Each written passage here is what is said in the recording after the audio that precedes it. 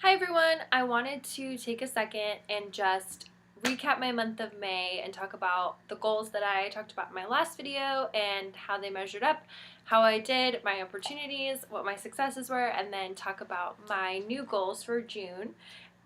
So I'll talk about things I could improve first. One of my goals this month was to save as much money as I could. I think I said I wanted to save like $350 into my savings account. I didn't end up doing that because I actually took money out of my savings account to have a little bit of fun this month because I felt like I needed to have some fun and a little bit of retail therapy. So I didn't do my savings goal, and also I didn't do my credit card payment goal, but I didn't add any money to my credit cards. I didn't add any debt. It was just used from my savings. I took a little bit out to have some fun with. And then I was able to pay like a little bit down, but not as much as I was originally hoping to in the beginning of the month. And then I didn't work as hard as giving up sugar or processed foods or, refined sugar as I thought that I would in the beginning of the month, just because, again, and I'll get to why this all happened. Again, I just felt like I wanted to have a little bit of fun and kind of take the pressure off of myself. And if I wanted to have something sweet or a chocolate chip cookie or something like that, I just allowed myself to do that, and I wasn't too hard on myself about it. And then I continue to go to my boxing classes and to go for runs and walks and things like that. But there were a few days where I probably could have gone and I just didn't end up going. So that was something I wanted to work on. And then I did pretty good with not drinking in the month. I actually don't drink very often. The reason I don't like to drink is because the hangovers now that I'm a little bit older, the hangovers are a little bit too much for me, and there's so much stuff that I want to get done every day and that I'd rather be doing, and I like getting up early, that I don't really have the time to devote a whole day to a hangover. So I didn't hit my goal of like not drinking at all, but I didn't drink that much in the month of May. So on to my successes. So those are things those are goals I didn't hit, but for a good reason, I think. So I checked off 2 things off of my 28-year bucket list. I went to a concert. I went to a local show of bands that I really enjoy. And I also ate dinner at a new fancy restaurant in my neighborhood called Tamarindo, so that was fun. And I finished my 4th semester at school. I'm done with school now. It feels so great to be free. I can do so much more stuff for me now. But I finished with 3 A's and a B+, so I'm pretty proud of my grades that I got. I had a straight A streak, so I'm a little sad that I don't have a straight A streak anymore. But the class that I got a B+ in was really challenging for me, so I'm happy that I got the B+. And then I finished reading 2 books, not like really serious books, but I finished reading Nasty Galaxy. It's like a coffee table book, but there's some good stuff in there. So I finished reading that. And I finished reading The Curated Closet as well, which is also a book about kind of like organizing your closet and building your dream wardrobe. So it's something that I've been wanting to do, kind of like everything matches, everything goes together, and everything is perfectly your style. So I'm going to be kind of working with that method more, and I can make more videos if it's something that people want to see or see how I do it. And then I took time to go to the beach. I actually went to the beach a few times last month, got outside, got into nature. That was one of my goals, and I was able to do it a little bit, not as much as obviously I wanted to, but a good enough amount. And then I also brainstormed lots of ideas for projects and different art-related things that I want to do this summer. So I made myself a summer art bucket list, which is some things that I want to work on over the summer. So I'm going to be probably making a video or at least a blog post about that, so you guys can kind of know what my summer plans are in regards to art. And I purged items out of my closet after reading The Curated Closet. I did get rid of like a good trash bag size full of things, and I put aside a few more things to sell. And then the most important success of May, and the reason why I kind of didn't meet a couple other goals, specifically like my savings goal or my sugar goal or anything like that, but nonetheless a really important success for me was I actually ended my relationship in the beginning of May, and it was just a really bad relationship that was kind of just dragging me down in a way. And I've never really broken up with somebody before and just done the like, it's done, cut off, I'm not talking to you anymore, the relationship was bad for me, it's not good, I need to move on. I've never done that before, and I have to say that I feel so empowered by standing up for myself and kind of just sticking to my guns in that way, because I didn't realize how unhappy that I was and how much it was affecting my life and holding me back from things that I wanted to do and who I want to be as a person until I actually cut it off and got it out of my life.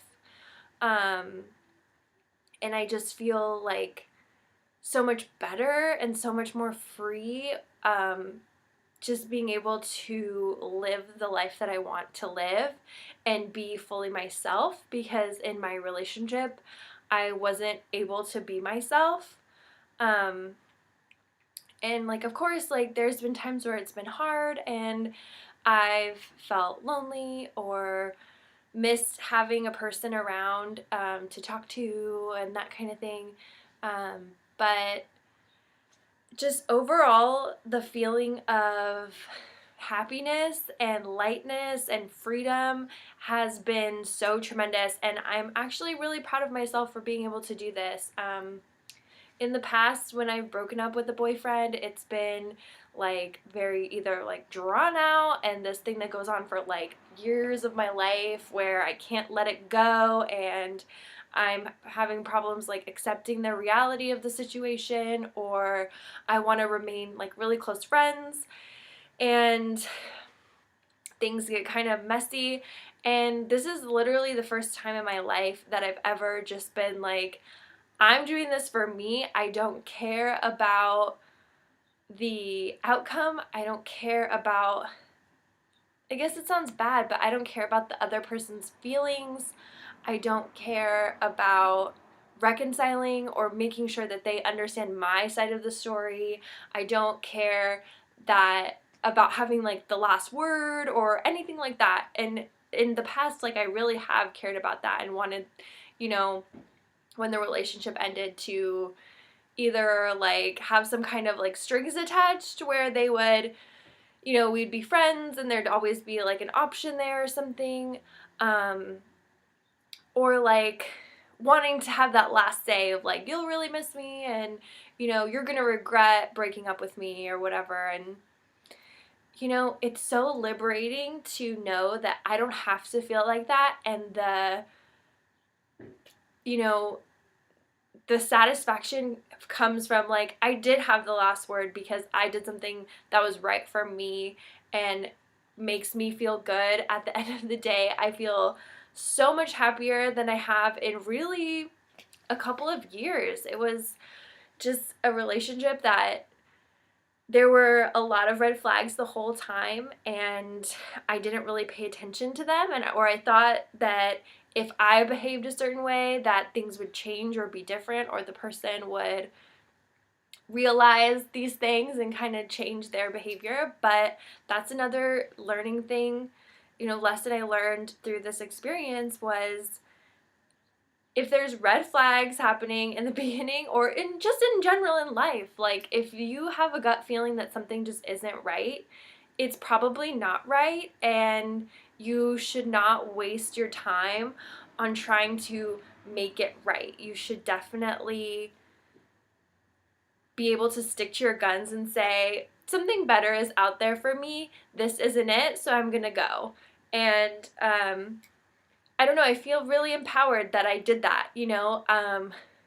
being single is scary, and not that I've like tried to date or anything yet. I'm not really at that point that I want to do that. I'm kind of just enjoying my own time and being on my own and working on projects of things that I like and spending time with friends.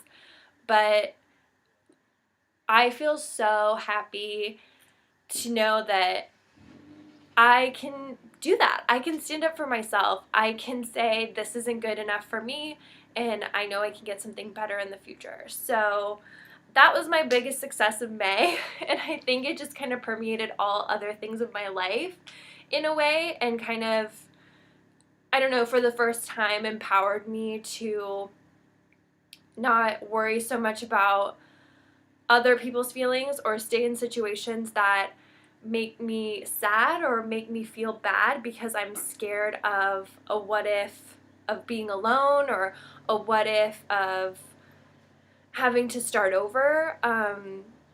So I don't know. I think that was a really great lesson of May, and I'm happy about it. And yeah, so let's get on to my goals for June.